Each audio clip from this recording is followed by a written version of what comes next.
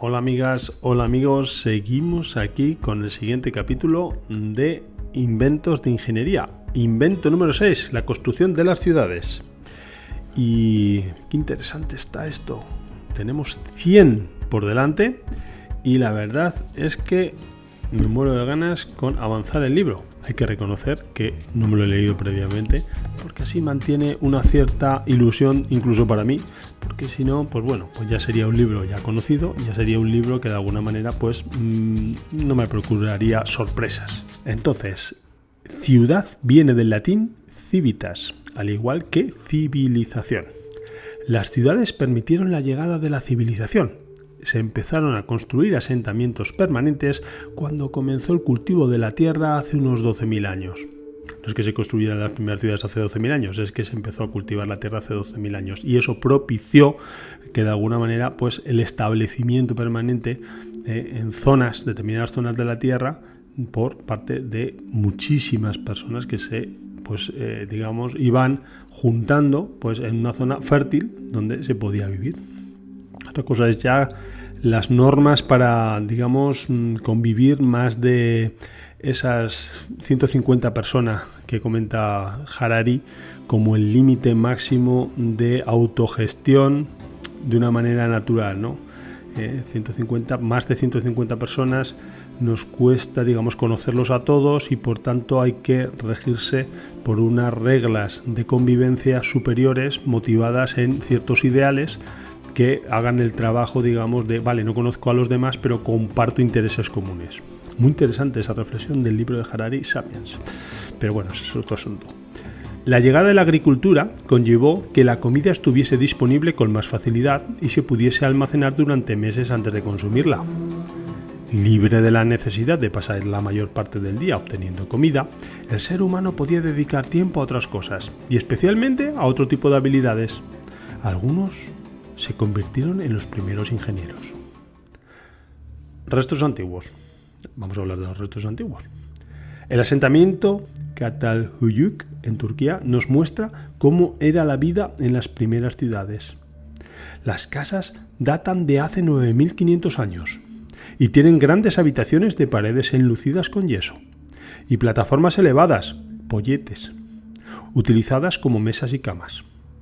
Parece que los residentes trabajaban en los terrados durante las épocas de buen tiempo, y los techos de casas contiguas se unían a una plaza comunal. Uruk, en el valle del Tigris y Éufrates, en lo que actualmente es Irak, es la ciudad más antigua de la que hay evidencia documental. El asentamiento empezó el año 4500 a.C. ¿Veis? No fue al 12.000. 12.000 es comienzo de la agricultura, pero aún tardaron 5.000 y pico años, 6.000, en empezar a construir las ciudades. Sí, había edificaciones de antes, acabamos de verlo, 9.500 años hay casas, pero no son ciudades aún, ¿vale? El asentamiento empezó en el año 4.500 a.C. Sin embargo, Alepo, una ciudad moderna de Siria, pudo haber sido fundada en el año 6.000 a.C. Vale, venga, pero no es 12.000. Y Jericó, en la orilla izquierda del Jordán, territorio de la autoridad palestina, puede ser tan antigua como Çatalhöyük, de Turquía, que acabamos de decir. En Çatalhöyük, Turquía, se han descubierto los restos de una ciudad construida hace unos 9.500 años, mostrándonos cómo eran las viviendas al principio del Neolítico. Bien, ahora le llaman ciudad aquí. Un conjunto de casas. Ciudad, ¿qué es ciudad? Las casas de Çatalhöyük eran todas del mismo tamaño, por lo que los arqueólogos suponen que las viviendas eran comunales y que algunas se utilizaban para el culto religioso y otras para los propósitos domésticos. O sea, aquí ya estamos hablando de primeras religiones, culto religioso. En una época no están las grandes religiones, no han aparecido aún como tal, ¿no? Pues el budismo, el judaísmo, el cristianismo, ni muchísimo menos, pero ya están, pues sus creencias, su culto religioso, pues a sus divinidades naturales, pues ya hay allí algún sitio reservado para ese fin.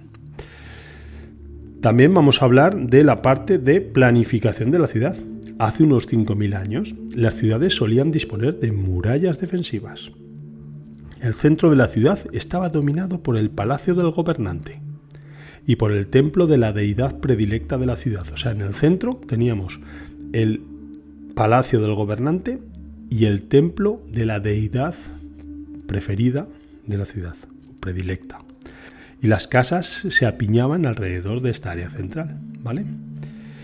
Las grandes poblaciones exigían una organización social, lo que os decía antes, más de 150 individuos, y algún tipo de infraestructura para que las cosas marcharan bien. No estamos hablando aún de red de alcantarillado, Eso tardó mucho tiempo. De hecho, hay ciudades que en la Edad Media tenían problemas de enfermedades porque no tenían una red de alcantarillado, que nuestro amigo Leonardo da Vinci pues intentó que se incluyera en las futuras construcciones de ciudades. Estamos hablando de la Edad Media y no lo había. Bien, alguna ciudad de la antigüedad seguramente que ya tenía su red de alcantarillado. De hecho, los romanos solían habitualmente incluirlas en sus trazados. Pero algo se perdió en la Edad Media, no sé qué pasó. Fuimos para adelante, fuimos para atrás, Claramente para atrás. Las grandes poblaciones exigían una organización social y algún tipo de infraestructura para que las cosas marcharan bien. Y esto, a su vez, exigía construir estructuras para llevar a cabo varias tareas esenciales, como los almacenes para guardar los excedentes de alimentos, fundamental, porque había una agricultura más productiva y por tanto pues había que almacenar los excedentes. O talleres donde se pudieran confeccionar herramientas, las herramientas necesarias para explotar, digamos, la explotación agrícola. Apartado dedicado a los ladrillos. Diversos restos sugieren que los edificios de Jericó se construyeron con ladrillos de adobe, utilizados ya hacia el 8350 a.C. Ya estamos con ladrillos de adobe, que se han empleado en muchos pueblos hasta hace aproximadamente 50 años. O sea que estamos hablando de que realmente hemos avanzado tanto. Últimamente sí, pero hasta hace poco no. Son fáciles de hacer y proporcionan un buen uso del material de desecho remanente de la cosecha de cereales. Sí, ya sabéis cómo se hace el adobe, ¿no? Que es barro a base de arcilla mezclado con paja, ¿vale? Entonces, restos, la paja, que no es el grano de los cereales, se mezclaba con ese barro y le dotaba de una mayor, digamos, consistencia, ¿de acuerdo? Porque el barro, como sabéis, es un material cerámico que es frágil y se queda, cuando se queda seco, aunque se cueza, aquí no los cocían, directamente los ponían al sol, los secaban y entonces se termina agrietando y cualquier golpe, cualquier material cerámico se rompe. No aguanta ni el impacto, ¿vale? Ni tampoco la tracción. Por eso todo trabaja con presión. Siempre a peso, trabajan bastante bien, pero siempre que no estén muy agrietados. Conclusión. Si le meten paja, pues bueno, de alguna manera hace que todo eso pues trabaje de una manera más digamos, compacta,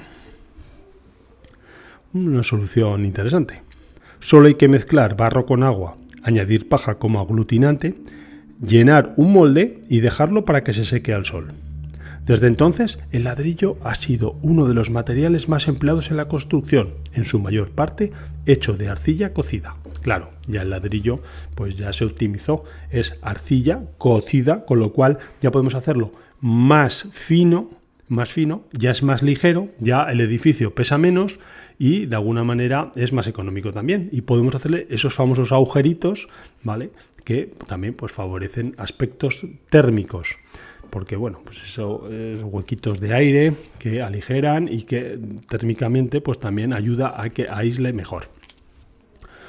Bueno, amigas, amigos, estamos ya al final del 6, el invento que acabamos de ver de las ciudades, y en la próxima semana veremos en un próximo capítulo el siguiente invento, que va a ser el 7, el arado. El arado. Esto sí que fue una revolución también. El arado, no os lo perdáis. Adiós.